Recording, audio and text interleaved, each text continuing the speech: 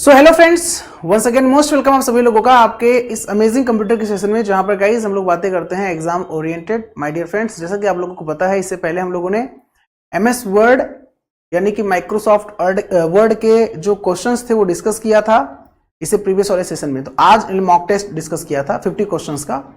आज हम लोग उसका एमएस एक्सेल का डिस्कस करने के लिए आपसे इंटरेक्ट हो रहे हैं, यानी कि हमारे एग्जाम में माइक्रोसॉफ्ट एक्सेल से कैसे प्रश्न देखने को मिलते हैं उस पर हम लोग चर्चा करने के लिए मुखातिब हो रहे हैं। माइक्रोसॉफ्ट एक्सेल का मतलब जिसे हम लोग स्प्रेडशीट के नाम से जानते हैं, ठीक है। तो हम लोगों ने किया क्या है, हम लोगों ने एमएस वर्ड डिस्कस किया है, हम लोगों ने एमएस एक्सेल डिस्कस किया है, हम लोगों ने एमएस पावर पॉइंट डिस्कस किया है। अभी हम लोग क्या कर रहे हैं कि उसी से रिलेटेड जो एमसीक्यूज हैं वो डिस्कस कर रहे हैं, कैसे प्रश्न एग्जाम में देखने को मिलते हैं। और ये सारे क्वेश्चन हमारे प्रीवियस एग्जाम्स में पूछे भी गए हैं, ठीक है। चलिए भाई, तो आगे बढ़ते हैं दोस्तों, ध्यान दीजिएगा। ये आपका एक्सेल का मॉक टेस्ट है।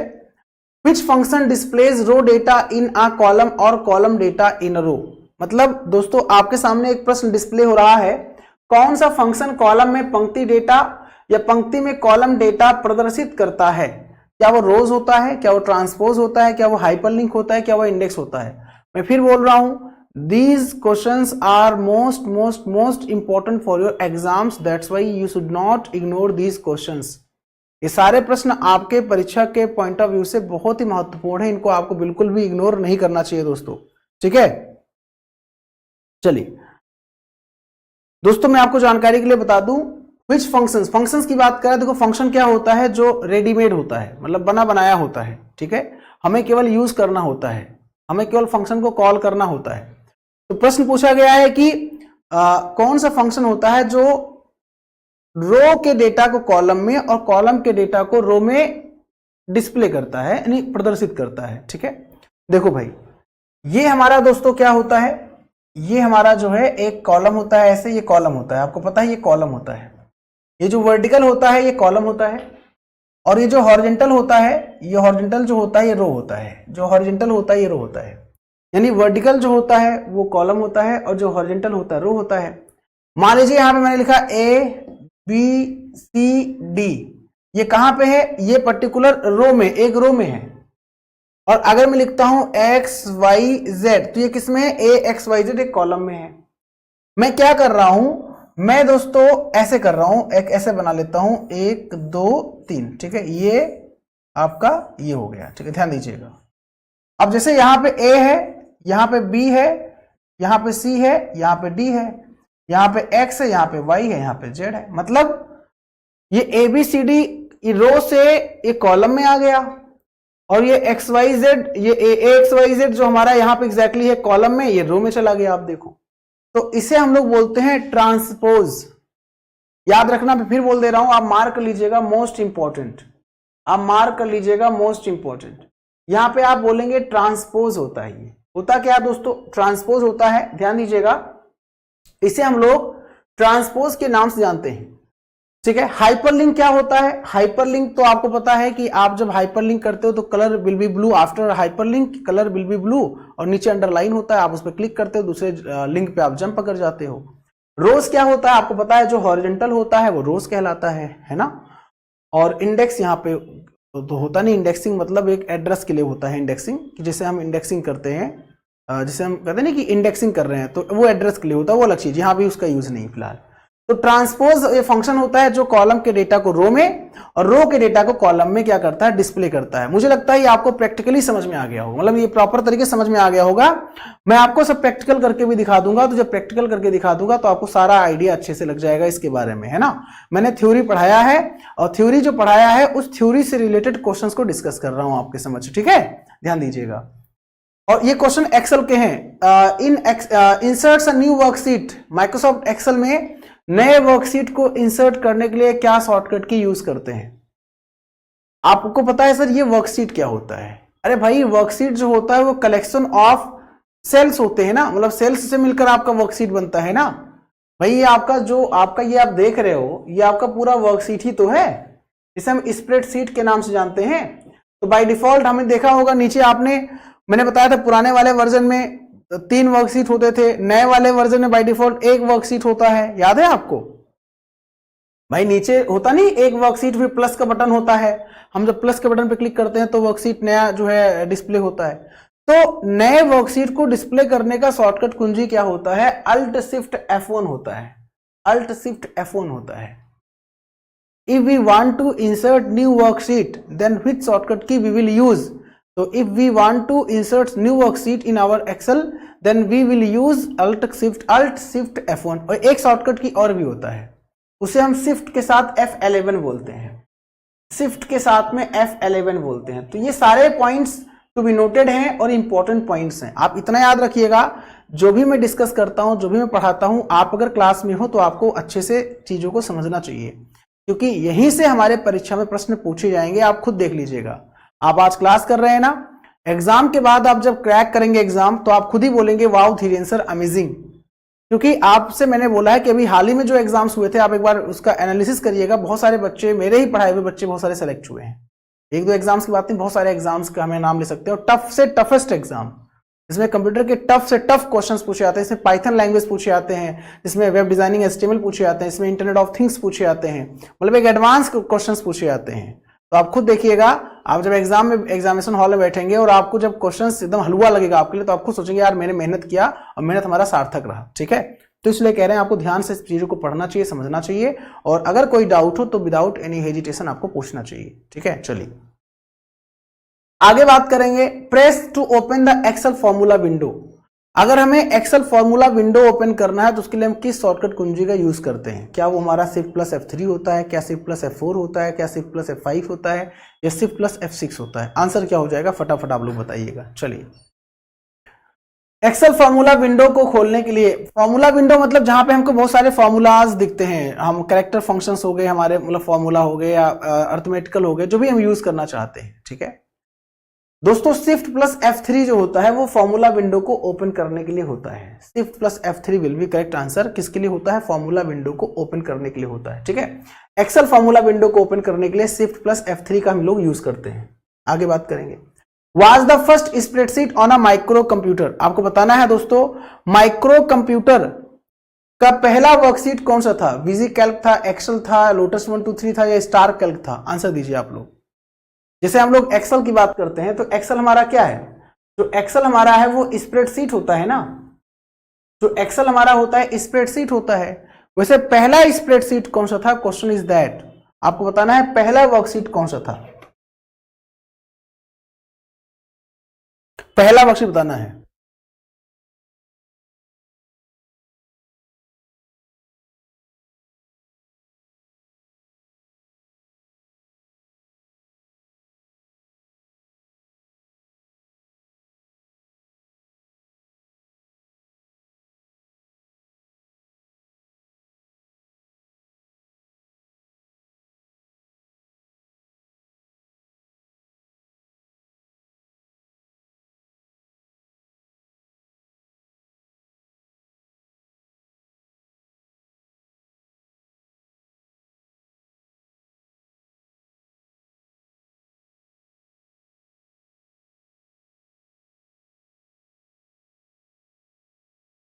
क्या हो जाएगा आंसर आप लोगों का? तो माइक्रो कंप्यूटर्स पर पहली स्प्रेडशीट प्रोग्राम कौन सा दोस्तों? वीजी कैल्क था। वीजी कैल्क मतलब आपका जो होता है कैलकुलेटर से संबंधित है ना, विजुअल कैलकुलेटर। तो वीजी कैल्क आपका पहला जो है स्प्रेडशीट प्रोग्राम था, ध्यान दीजिएगा। ठीक है, आगे हम बात करेंगे। Predefined and built in formulas in Excel are known as. आपको बताना है एक्सेल में पूर्व परिभाषित और निर्मित सूत्रों को आप किस रूप में जानते हो? जो प्री डिफाइंड होते हैं, predefined and built in formulas in Excel, मतलब एक्सेल में जो प्री डिफाइंड और बिल्ट इन फॉर्मूला होता है उसे हम क्या बोलते हैं? तो मैंने आपको शायद पहले बताया था। देखो, अगर आप ऐसे यूज कर रहे हो, प्लस यूज कर रहे हो, आप माइनस यूज कर रहे हो, आप मल्टीप्लाई, तो हमारा ये बेसिकली क्या होता है? फॉर्मूला होता है ना। लेकिन आप प्लस के लिए सम यूज कर रहे हो मान लीजिए, तो ये आपका क्या होता है? फंक्शन होता है। तो फंक्शन जो होता है प्री डिफाइन होता है ना। फंक्शन जो होता है वो दोस्तों क्या होता है? फंक्शन जो होता है प्री डिफाइन होता है। इस बात का विशेष करके ध्यान दीजिएगा, फंक्शन जो होता है प्री डिफाइन होता है। ठीक है, चलिए आगे बात कर लेंगे। अगला प्रश्न है, the result is a value इधर ट्रू और फॉल्स। आपको बताना है कि कौन सा किसका परिणाम, एक मान या तो ट्रू होगा या फॉल्स होगा। कौन सा रिजल्ट है? या तो ट्रू है तो फॉल्स है, लॉजिकल है, अर्थमेटिक है, लॉगरिथम है, या एल्गोरिथम है, या लॉगरिथम है।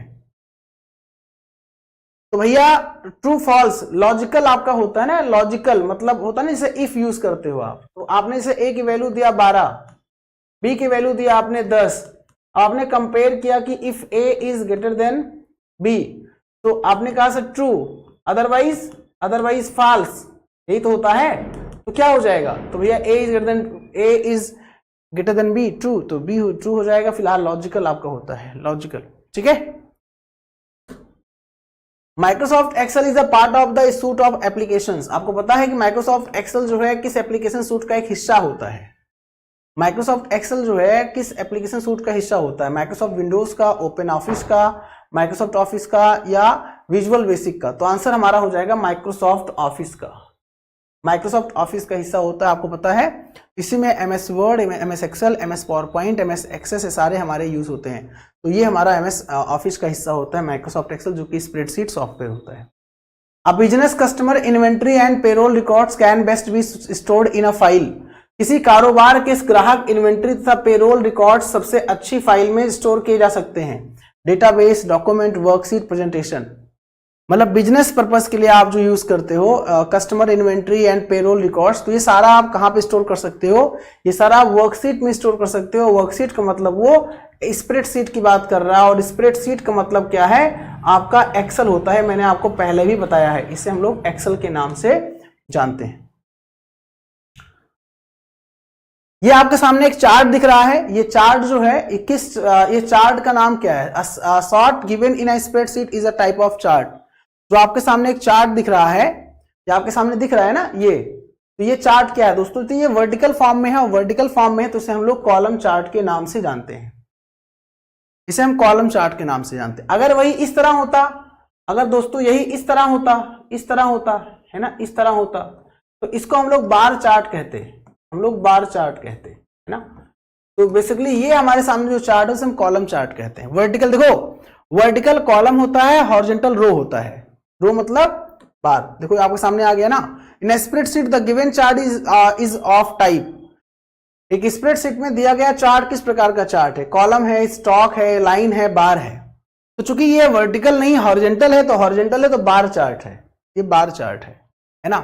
अभी मैंने आपको बताया वर्टिकल हमारा वर्टिकल जो होता है वो कॉलम चार्ट, और हॉरिजॉन्टल जो होता है बार चार्ट।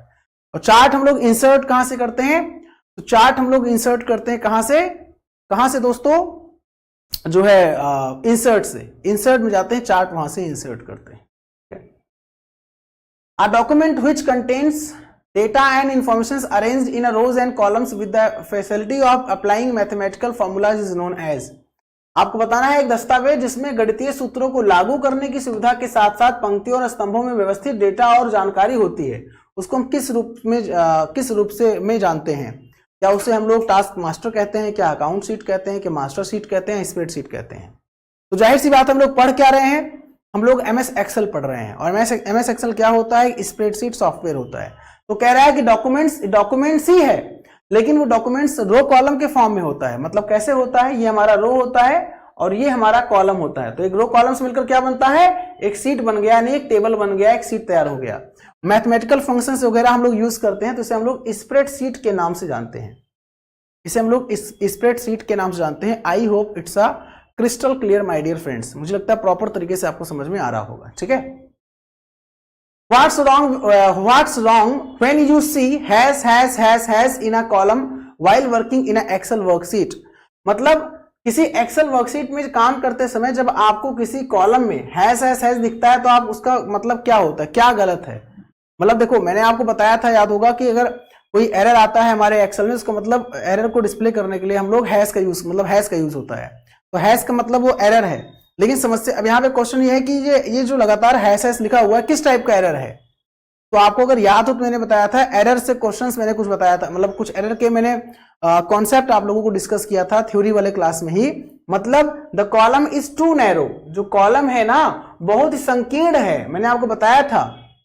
इसीलिए कहते हैं क्लासेस को जरूर देखिए, आप थ्योरी वाली क्लासेस को देखिए, फिर एमसीक्यू सॉल्व करिए, देखिए कितना आपका इंप्रूवमेंट होगा, है ना, अच्छे से। यहाँ कोई दिक्कत कोई समस्या तो नहीं है दोस्तों, प्रॉपर तरीके से आपको समझ में आ रहा है। तो कॉलम इज टू नैरो क्यों होता है, क्योंकि हैश आपके सामने चीजें यहाँ पे दिख रही है।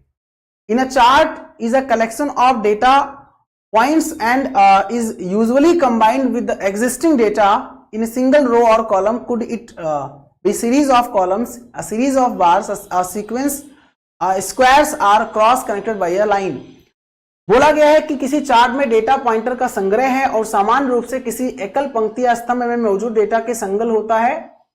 यह स्तंभों की सीरीज, बार या वर्गों की श्रृंखला या किसी रेखा द्वारा एक दूसरे से जुड़ा क्रॉस हो सकता है। उसे हम क्या बोलते हैं? सभी लोग आंसर दीजिएगा। जितने भी हमारे फ्रेंड्स हैं सभी लोग इस प्रश्न का आंसर बहुत अच्छे से दें, बेहतरीन तरीके से। अच्छा क्वेश्चन है।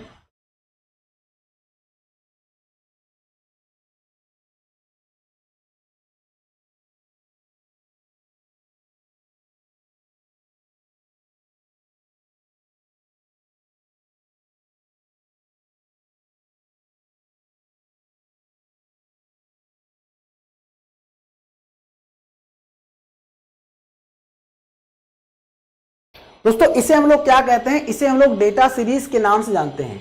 डेटा सीरीज के नाम से जानते हैं। देखो डेटा सीरीज शायद 2 बार दिया हुआ है। अच्छा, ओहो 2 बार दे दिया है। खैर कोई नहीं, दोनों मतलब आंसर आप कह सकते हो, क्योंकि दोनों 2 बार दिया है, टाइपिंग मिस्टेक है। डेटा सीरीज बोलते हैं इसे हम लोग। In Excel where is the cancel button located? Excel में कैंसिल बटन कहां पर होता है? आपको मैंने दिखाया था प्रैक्टिकली, एक्सेल में जो कैंसिल बटन होता है वो कहां पर होता है?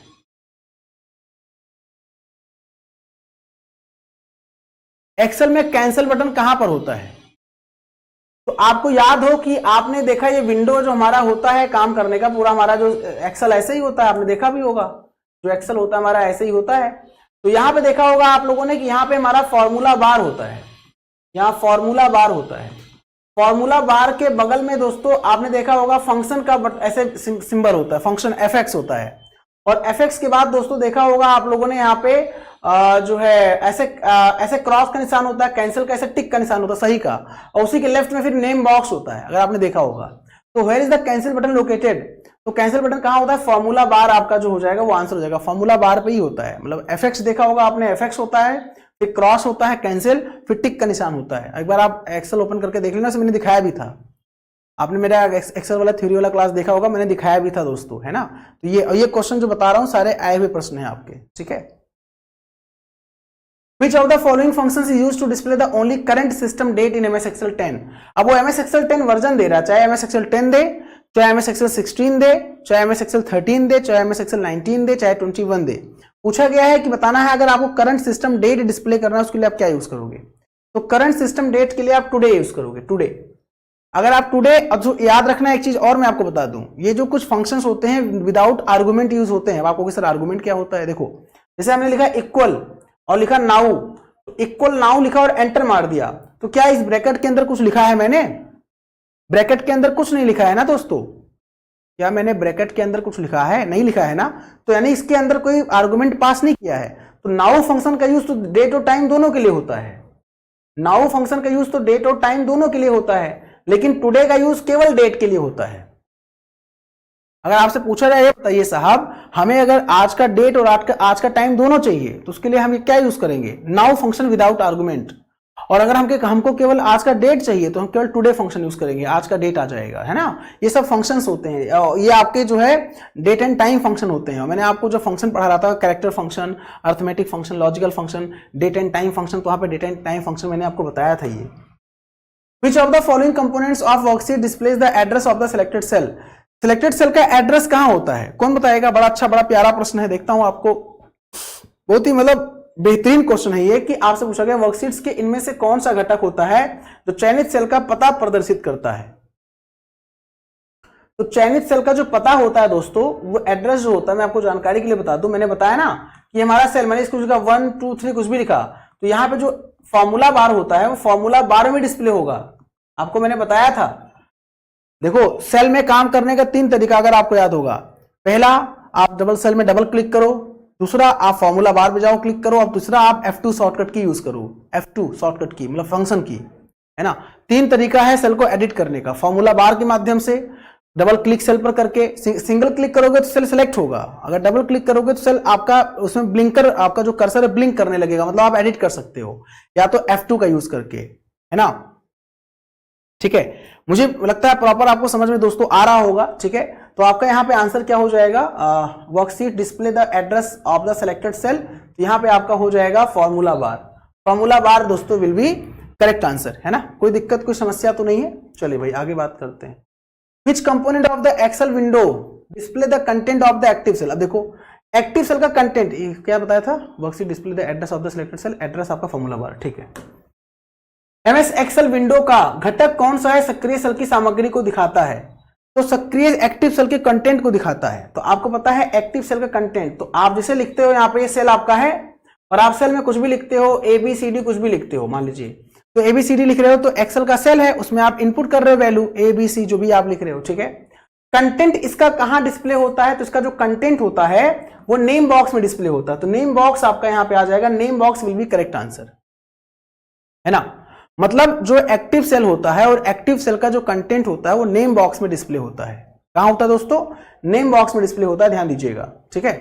मतलब आप ये नोटिस करना, जिस सेल पे आप काम कर रहे हो उस सेल का जो एड्रेस होता है, लोकेशन पूरा होता है, वो नेम बॉक्स में डिस्प्ले होता है।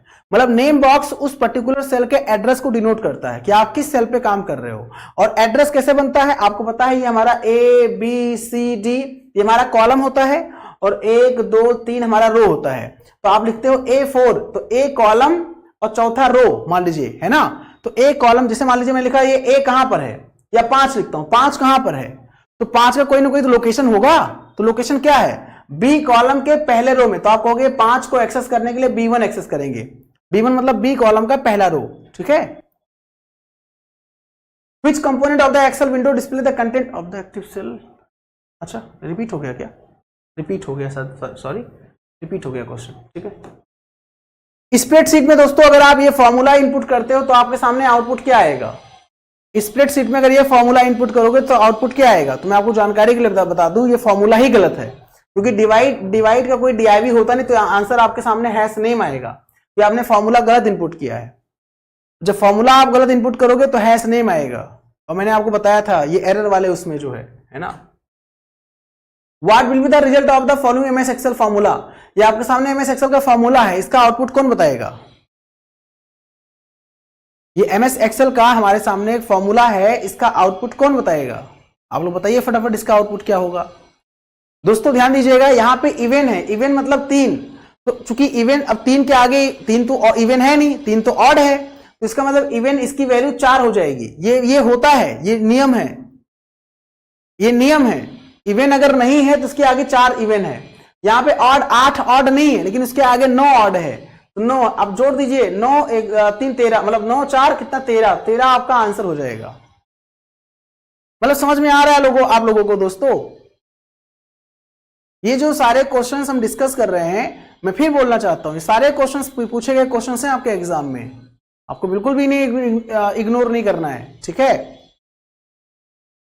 आपके सामने एक क्वेश्चन आया है, आप बताइए इस एक्सेल फॉर्मूला का आउटपुट क्या होगा।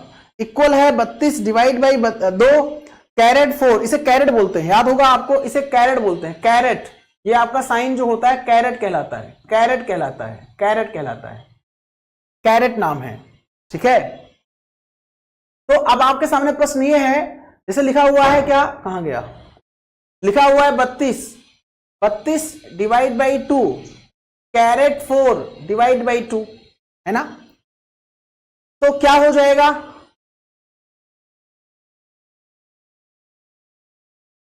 देखो एक्चुअली दोस्तों हो कैसे जाएगा, आप 32 डिवाइड बाई 2 दूना 4 दूना 8 दूना 16 डिवाइड बाई 2, 16 दूना 32 डिवाइड बाई 2 1, आंसर आपका 1 आ जाएगा। 1 will be correct answer, 1 will be correct answer, ठीक है।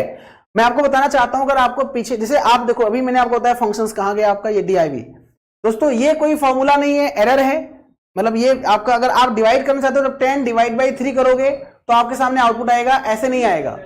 अगर आप यहां पे यूज करोगे तो इवन आपका 3 यहां पे लिखा हुआ है, 3 की जगह 4 हो जाएगा। ये बाय डिफॉल्ट ट्राई करना आप, MS एक्सेल अगर ओपन करना और MS एक्सेल में प्रैक्टिकल करना आप, मैं आपको बोल रहा हूं प्रैक्टिकल करना आप, ये आपका होता है इक्वल लिखना, इवन 3 प्लस ऑड 8, तो आंसर आपका 13 आएगा। चूंकि 3 4 हो जाएगा, 8 9 हो जाएगा, जोड़ देंगे, चूंकि प्लस आपका जोड़ने के लिए होता है। और यहां पे आपका जो है ये आप सॉल्व करोगे, जब आप एक काम करना, फिर बोल रहा हूं, कि आप इसे एक्सेल पे रन करा के देख लेना। आप जैसे लिखा हुआ है इक्वल 32 डिवाइड बाई 2 कैरेट आपका 4 डिवाइड बाई 2, आप लिखना, देखना आपका आंसर क्या आता है। तो ये आपसे पूछा जा रहा है कि अगर ये एक्सेल पे होगा तो क्या आउटपुट आएगा, तो एक्सेल पे आपका एक आएगा जो मैंने बताया आपको, है ना। तो आपको ये पता तब होगा जब आपने सॉल्व किया होगा, आपको जानकारी इसकी होगी, है ना। अब जैसे एवरेज लिखा है, अभी देखो ये फंक्शन है आपका, ये सब फंक्शन, जैसे फंक्शन ये होता है एवरेज, अब आप गलत लिख दोगे तो फिर एरर आएगा, आंसर नहीं आएगा, लेकिन आपने एवरेज निकालना है। आपने 10 20 30 40 50, नॉर्मली हम एवरेज कैसे निकालते हैं, sum of total number divide by total number.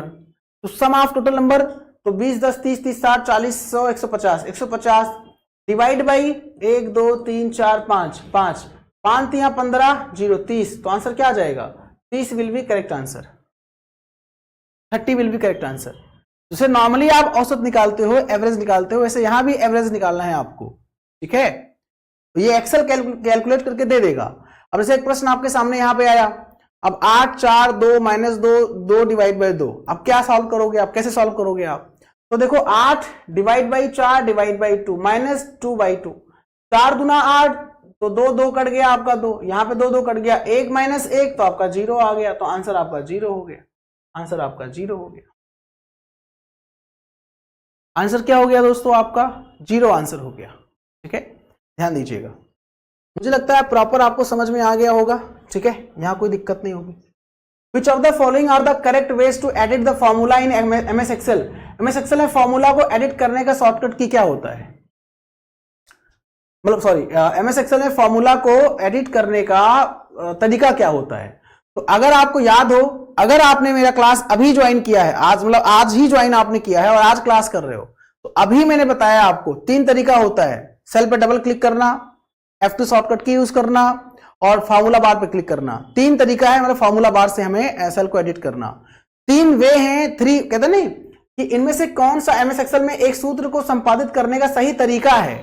तो select the cell, edit the formula bar, बोलो है कि नहीं, select the cell, edit the formula bar, formula bar, double click the cell, edit the directly, double click cell, edit the directly, double click करना cell पे, वहीं से आपने edit करना है, आपने वहीं से एडिट करना है।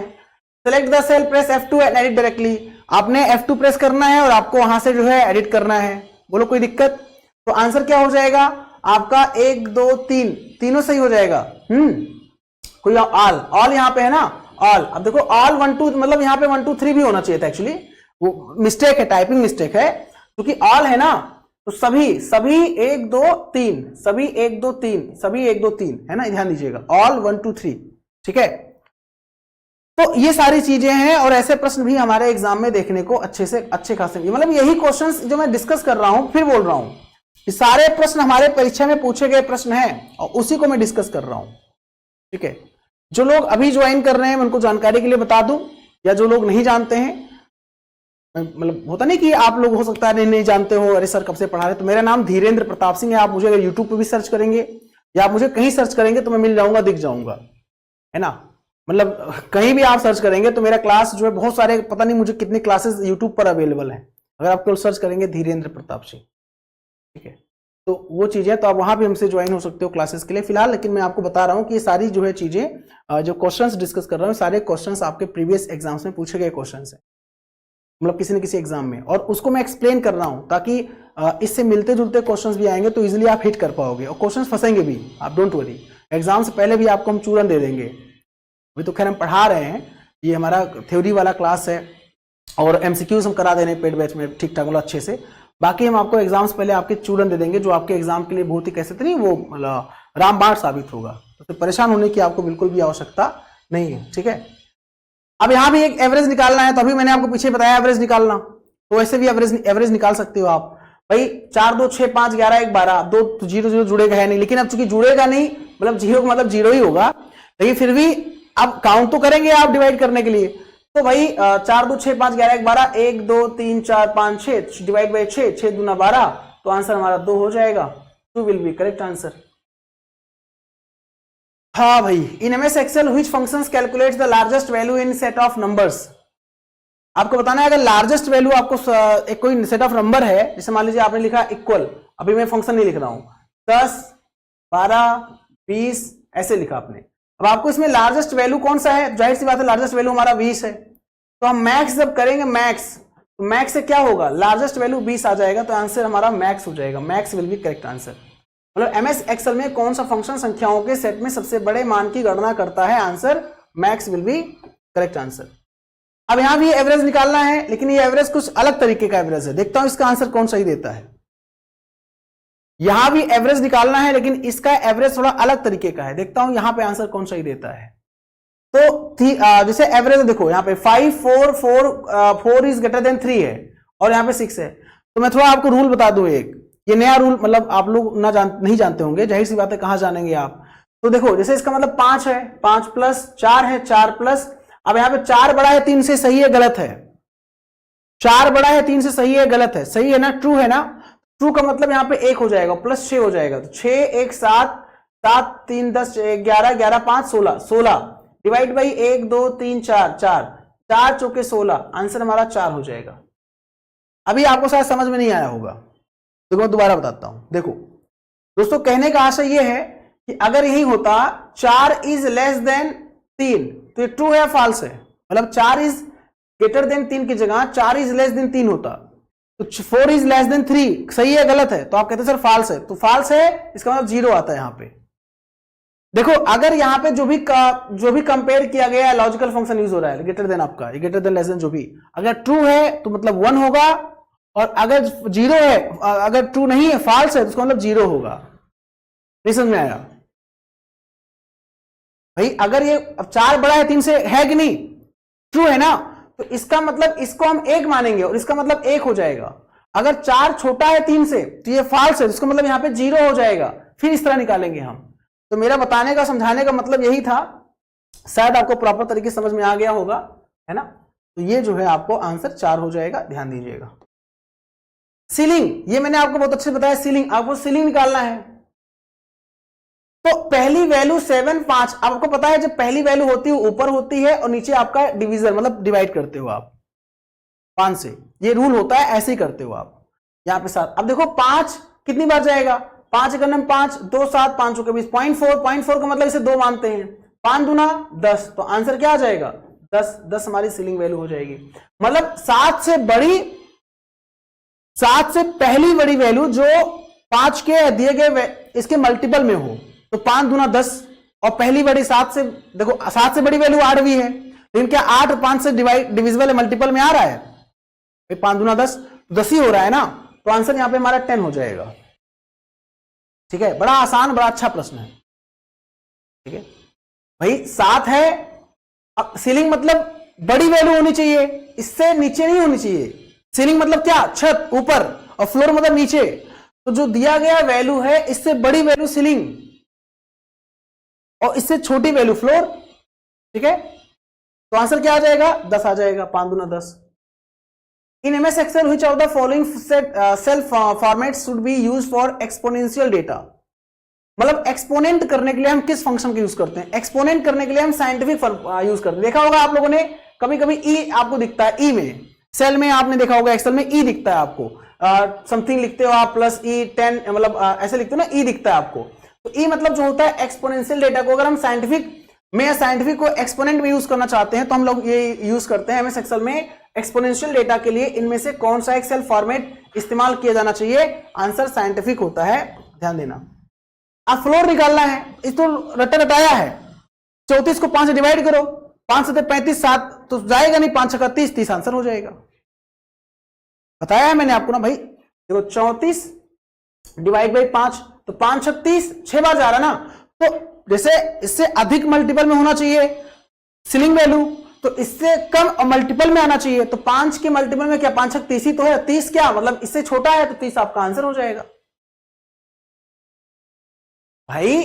34 से कम पहला कम और 5 के मल्टीपल में, तो 34 से पहला कम क्या सर आपको 33 होता है, 34 से कम 33 होता है सर, 33 का 5 के मल्टीपल में है क्या, नहीं है सर। 34 से कम जो है 32 भी होता है क्या, 5 के मल्टीपल में है, नहीं है। 31 भी होता है, 5 के मल्टीपल में नहीं है सर। 30 होता है, 5 के मल्टीपल में है, 5 के 30 आंसर है, तो आंसर हो जाएगा 30। ठीक है, ये सब आपके बहुत अच्छे क्वेश्चंस हैं। The box which contains the symbols representing the name and color of each series in charts called, it is usually used when the chart consist of 2 और मोर सीरीज। मतलब वह बॉक्स जिसमें चार्ट में प्रत्येक सीरीज का नाम और रंग प्रदर्शित करने वाले प्रतीक होते हैं उन्हें क्या कहा जाता है? यह आमतौर पर तब उपयोग किया जाता है जब चार्ट में 2 या 2 से अधिक सीरीज होती है।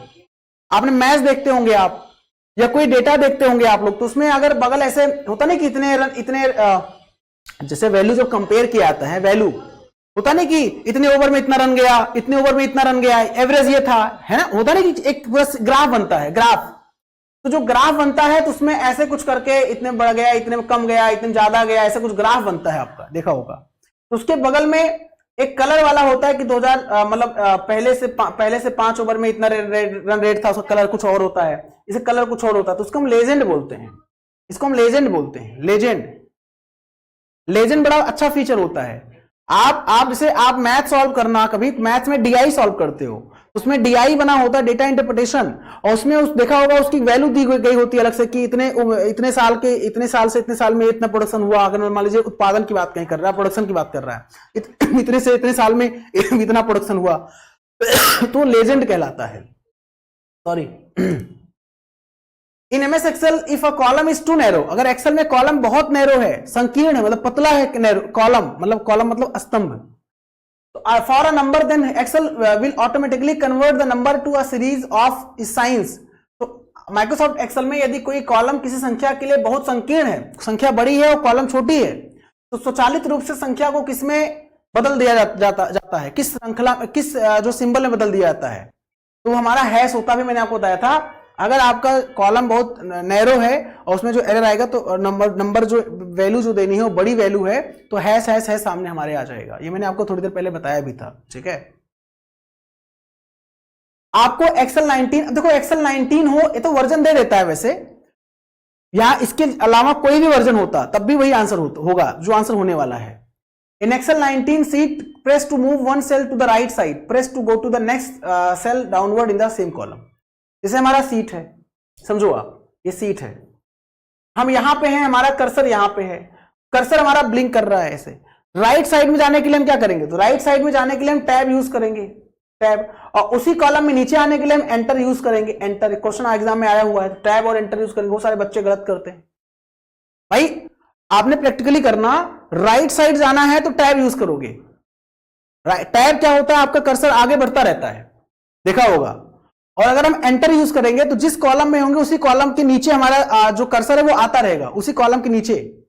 जैसे यहां पे है तो यहां से यहां आ जाएगा, फिर यहां से यहां, तो एंटर की वजह से। और अगर यहां से यहां जा रहा है, यहां से यहां जा रहा है, तो टैब की वजह से। तो वही क्वेश्चन पूछा गया है कि आगे राइट साइड मूव करने के लिए टैब यूज करते हैं, सेम कॉलम में नीचे डाउनवर्ड जाने के लिए हम एंटर यूज करते हैं। एक्सेल 13 में वर्जन है आपका 13, a cell can contain total number of characters. मतलब ये हमारा सेल है और इसमें कितना टोटल कैरेक्टर आ जाएगा एक सेल में, तो टोटल कैरेक्टर जो आएगा 32,767 कैरेक्टर आ जाएगा टोटल। मतलब एक सेल में ये नहीं पूछेगा कितना कॉलम कितना रो, तो पता है आपको कॉलम की संख्या 10 लाख सॉरी कॉलम की संख्या 16,384 कॉलम, 16,384 कॉलम होता है नए वाले वर्जन में, और पुराने वाले में 256 कॉलम होता है। रो की संख्या 10,48,576, 10,48,576 रो होता है नए वाले में, पुराने वाले में 65,536। वो रो की अलग बात। यहां बोल रहा है कि सेल में कितना डेटा अधिक से अधिक ला सकते हो, 32,767, 32,767। Which of the following menu items is used to create a chart in Excel? Excel में चार्ट क्रिएट करने के लिए आप किस मेनू का यूज करते हो? चार्ट मतलब समझ रहे हो ना, column chart, bar chart, pie chart, अलग अलग चार्ट जो होते हैं, है ना, उन चार्ट्स को यूज करने के लिए आप इंसर्ट पे जाते हो और इंसर्ट पे जाके आप चार्ट क्रिएट करते हो। अपनी आवश्यकता अनुसार, अपनी जरूरत के अनुसार आप चार्ट क्रिएट करते हो, है ना। प्रॉपर समझ में आ रहा है? अच्छा लग रहा है सेशन? ऑनेस्टली बताइएगा। चलो भाई, Which of the following is a computer software program used to store, organize and manipulate data? इनमें से कौन सा कंप्यूटर प्रोग्राम है जो डेटा को मैनिपुलेट करने के लिए, ऑर्गेनाइज करने के लिए, स्टोर करने के लिए यूज किया जाता है? तो मैनिपुलेट करने के लिए, ऑर्गेनाइज करने के लिए, स्टोर करने के लिए हम एक्सेल का यूज करते हैं, तो Excel will be correct answer. The advantage of using a spreadsheet is, spreadsheet use करने का एडवांटेज क्या होता है? स्प्रेडशीट मतलब एक्सेल यूज करने का एडवांटेज क्या होता है, लाभ क्या होता है? Calculations can done automatically, changing data automatically updates calculation, more flexibility. Answer सारा हो जाएगा। गणना स्वचालित रूप से की जा सकती है, बिल्कुल की जा सकती है। बदलने की तारीख स्वचालित रूप से गणनाओं का को अपडेट करती है, बिल्कुल करती है। अधिक लचीलापन होता है, बिल्कुल। सारे आपके हो जाएंगे, सारा आंसर हो जाएगा। Each worksheet in a Excel file consists of grid of rows and columns. What is the each accessible elements of this grid called? Microsoft Excel file की प्रत्येक वर्कशीट में पंक्तियों यानी रो और कॉलम का ग्रिड होता है। इस ग्रिड का प्रत्येक एक्सेसिबल एलिमेंट क्या कहलाता है? तो भैया ये हमारा कॉलम, ये हमारा कॉलम, ये हमारा कॉलम, ये हमारा रो। इसका जो प्रत्येक एक्सेसिबल एलिमेंट होता है वो सेल कहलाता है। सेल, कोई पूछे सेल क्या होता है, आप कहोगे cell is a basic unit of worksheet where data can be placed. हम काम किस पे करते हैं? जैसे वर्ड में डॉक्यूमेंट पे काम करते हैं, पेज पे काम करते हैं, डॉक्यूमेंट बनाने के लिए पेज पे काम करते हैं, वैसे एक्सेल में स्प्रेडशीट पे काम करते हैं, उसमें सेल पे काम करते हैं। ये सेल होता है और सेल हमारा आंसर हो जाएगा, है ना? ध्यान दीजिएगा, cell will be correct answer. Which of the following tabs is activated by default when MS Excel 16 is launched? जब MS Excel 16 आप लॉन्च करते हो ना, तो कौन सा टैब बाय डिफॉल्ट ओपन होता है? तो भाई MS Excel ही नहीं, MS Word, Excel, PowerPoint कुछ भी ओपन करो, by default home tab he open होता है। By default home tab he open होता है, परेशान होने की आवश्यकता आपको नहीं है, ठीक है? Which of the following is an example of correct use of some formula in spreadsheet? Spreadsheet में सम फॉर्मूला अगर यूज कर रहे हो, सही तरीका कौन सा है, सही सिंटेक्स कौन सा है? स्प्रेडशीट में सही फॉर्मूला यूज करने का सही सिंटेक्स क्या है? तो सही सिंटेक्स जो है वो हमारा इक्वल सम A1:A2 है। मतलब ये गलत है, ये भी गलत है, चूंकि सम है तो माइनस यहां कैसे, और यहां पे भी गलत है। देखो इसका मतलब ऐसे होता है, जैसे मान लीजिए हमारा ये हमारा है ABC, यहाँ पे 1 2 3 ऐसे वैल्यू है, यहाँ पे 1 2 3। अब बोला गया कि इक्वल सम A1:A2, तो A1 मतलब 1 और A2 मतलब 2, 2 1 3, तो आंसर 3। तो मतलब ये एग्जांपल है। कोलन मतलब रेंज के लिए होता है, मैंने आपको बताया था उस दिन, कोलन मतलब रेंज के लिए होता है, कोलन रेंज के लिए, उतने रेंज में वो काम कर लेगा, जोड़ लेगा या जो भी करना होगा आपको।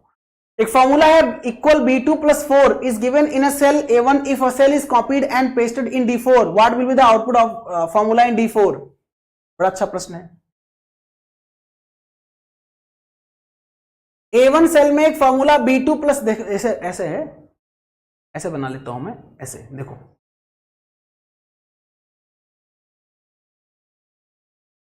ऐसे बना लो आप, समझो। ये हमारा ABCDEF मान लीजिए हमारा कॉलम है, मैं एग्जांपल ले रहा हूं। तो ये हमारा 1 2 3 4 5, ठीक है। एक फॉर्मूला है, कहां पे है? A1 सेल में, मतलब यहां पे A1 सेल ये वाला है, A1 सेल ये वाला है, यही तो है A1 सेल। यहां फॉर्मूला लिखा है इक्वल B2+4, ये लिखा हुआ है A1 सेल में। अगर ये फॉर्मूला यहां कॉपी किया गया A1 में और ये फॉर्मूला पेस्ट कहां किया गया? D4 में, मतलब D1 2 3 4 यहां पेस्ट किया गया, यहां पेस्ट किया गया, यहां पे। तो यहां पे जब पेस्ट किया जाएगा तो आप क्या फिर आंसर आएगा? तो चूंकि यहां जब पेस्ट किया जाएगा, किसमें? D4 में ना, pasted in D4, what will be the formula in D4? अब तो D4 में पेस्ट किया जाएगा, तो D4 में फॉर्मूला क्या आएगा? तो D4 में जो फॉर्मूला आएगा दोस्तों, B2 था ना, B2+B4, कुछ मिस्टेक है शायद यहां पर, मुझे लग रहा है। इक्वल B2+4 अगर हम यहां से कॉपी करते हैं और अगर हम पेस्ट करते हैं D4 में, तो आना चाहिए C3+4,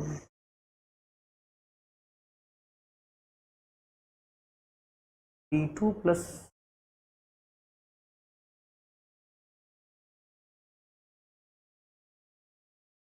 अच्छा ठीक E5+4, ठीक है। देखो एक्चुअली यहां पे, जैसे यहां पे देखो क्या है, जैसे हम लोग बोला गया इक्वल B2+4, ध्यान दीजिएगा, थोड़ा अच्छा क्वेश्चन था ये, है ना? ध्यान दीजिएगा, देखो बहुत अच्छा क्वेश्चन है ये। देखो जैसे पूछा गया है इक्वल B2+, आप प्रैक्टिकल भी कर लेना, B2+B मतलब ये आपका B2 है, ये भाई B कॉलम यहां पे है ना, B कॉलम, और दूसरा रो यहां पे है ना। तो जब ये वाला हम लोग यहां पे इनपुट कर रहे हैं A1 में, तो जो D4 में करेंगे तो E1 2 3 4 5, यहां पे 5, सॉरी हाँ E5। तो भाई जब यहां वाला यहां जा रहा है, A1 में B2 है, तो यहां पे E5 ही तो होगा ये। तो अब +4 तो E5 +4 होगा। प्रैक्टिकल करके देख लेना, थोड़ा प्रैक्टिकल वाला क्वेश्चन है ये, है ना, और कहेंगे तो आपको नेक्स्ट टाइम हम प्रैक्टिकल करके दिखा भी देंगे। ये प्रैक्टिकल वाला क्वेश्चन है, इसलिए मैं समझ रहा था। देखो जैसे आपने यहां पे फॉर्मूला लिखा तो B2 यहां पे है, B2 +4, तो भाई फॉर्मूला चेंज भी होता है, मतलब जब आगे मतलब सेल पे जाते हो दूसरे सेल पे तो सेल चेंज नहीं होता है, लेकिन वैल्यू वही रहेगी, तो 4 वैल्यू तो वही रहेगी। लेकिन आप जब यहां पे करोगे तो ये किसका लेगा, तो E यहां पे 1 2 3 4 5 लेगा ना, क्योंकि जब ये यहां पे ऐसे देखो यहां पे ले, समझो ऐसे यहां पे ले रहा है तो ये वाला यहां पे लेगा ना, तो E5 +4, तो E5 +4 आंसर हो जाएगा। ठीक है, 100% आंसर क्या होगा, 100% जो आंसर होगा वो इक्वल E5 +4 होगा। आप प्रैक्टिकल करके भी देख लेना। ठीक है, आपके सामने B1 से लेके B13 तक अगर आपको सेलेक्ट किया जाता है सेल को, तो क्या सही तरीका होगा सेलेक्ट करने का, B1 से लेके, अरे चलो यहाँ पे B1 की जगह वो हो गया है, यहाँ पे A1 कर लेते हैं, A1, चलो इसको थोड़ा सही कर लीजिएगा, यहाँ पे शायद हिंदी में है, हिंदी में सही है, हिंदी में A1 से लेके C13 तक, मान लीजिए C13 तक। ठीक है, तो A1 से लेके C13 तक सेलेक्ट करना है, तो A1 colon C13, A1 colon C13, ये आंसर हो जाएगा। भाई आप ये लिखोगे ना, A1 से लेके C13 तक सेलेक्ट करना है ना, आपको पूरे सेलेक्ट करना है, तो A1 कोलन C13 आंसर ये हो जाएगा। ठीक है, ये हिंदी में देखो आप, ये लिखा हुआ है, सही लिखा हुआ है, यहाँ पे A1 कोलन C13 कर लीजिएगा। What is the address of the second cell in an Excel worksheet considering cell numbering in a row wise order? आपके एक्सेल में सेकंड सेल का एड्रेस क्या होता है, जैसे हमारा एक्सेल है, एक्सेल ऐसे ही तो होता है भाई, बार बार बोल रहा हूं, ऐसे ही तो होता है। अब इसमें पहला cell A B C D, जब पहला 1 2 3 4 है तो रो ऑर्डर में, row wise order, row wise, तो जब पहला A1 है, A1 ये है, दूसरा B1 नहीं होगा तो B1 हो जाएगा आपका। भाई पहला सेल A1 है, दूसरा सेल B1 नहीं होगा। भाई टैब कैसे जाता है, टैब, आप टैब अगर आप यहां रखते हो तो क्लिक करते हो, टैब मतलब टैब पे प्रेस करते हो तो राइट साइड जाता है ना, राइट, फिर टैब ऐसे राइट, तो यहां आएगा, फिर यहां जाएगा, फिर यहां जाएगा, तो दूसरा सेल ये होता है, तीसरा सेल ये होता है, ध्यान दीजिएगा। Which feature of Microsoft Excel is used to automate the data entered in defined sequence? Microsoft Excel में किस सुविधा का उपयोग परिभाषित अनुक्रम में दर्ज किए गए डेटा को स्वचालित करने के लिए किया जाता है, मतलब ऑटोमेटिकली के लिए हम ऑटोफिल यूज करते हैं। ऑटोफिल पूछा गया है, माइक्रोसॉफ्ट एक्सेल की किस सुविधा का उपयोग परिभाषित अनुक्रम में दर्ज किए गए डेटा को स्वचालित करने के लिए, मतलब ऑटोमेटिक करने के लिए, तो ऑटोफिल यूज करते हैं। Autofill will be correct answer. अब सीलिंग है, सीलिंग फ्लोर को जोड़ना है, देखता हूं कौन कर पाता है, बड़ा प्यारा बड़ा अच्छा प्रश्न है। सीलिंग और फ्लोर को जोड़ना है। अब सीलिंग और फ्लोर जोड़ने के लिए क्या करोगे, सीलिंग है 4 चौक 16 4 पंचे 20, तो 4 पंचे 20, यहां सीलिंग 20, सीलिंग की वैल्यू 20 आएगी, यहां पे 4 चौक 16, 16 इससे कम या ज्यादा, 16 20 16 36 36 36 36 विल बी करेक्ट आंसर। 6 और 2 1 3 36। Which of the following is not a text function of MS Excel 7? 7 ही नहीं यार, किसी फंक्शन से 7 हो या 10 हो या 13 हो वर्जन, या 16 हो या 19 हो किसी वर्जन में, तो हमारा कंबाइन कोई फंक्शन नहीं होता है, कंबाइन कोई फंक्शन नहीं होता है। ठीक है, कंबाइन फंक्शन नहीं होता है, इस बात का ध्यान दीजिएगा।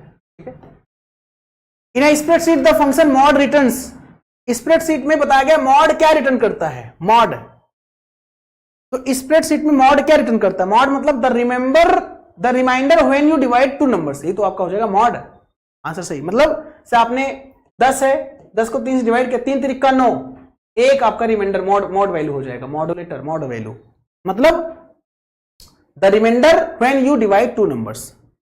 ठीक है, in an MS Excel file can be called, MS Excel में फाइल किसे बोलते हो, फाइल को क्या बोलते हो एमएस एक्सेल में, तो फाइल को आप वर्कबुक बोलते हो, वर्कबुक जो होता है फाइल कहलाता है।